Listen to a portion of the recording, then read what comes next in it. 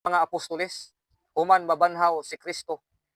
Unang adlaw na sa semana, ang ilang adlaw nga igsisimba, dili na ikapitong adlaw sa semana.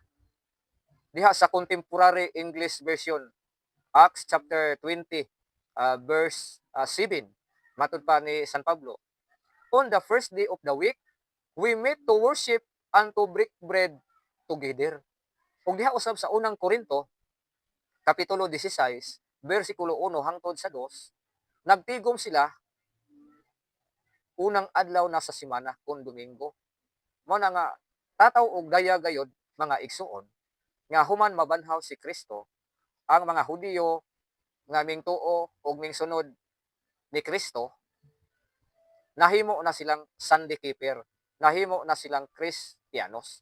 Apan kadtong mga Hudiyo nga nagpabilin nga wala motuo ni Ginoong Hesus, nagpabilin gihapon sila nga nagbantay og ikapitong adlaw sa semana kun Sabado.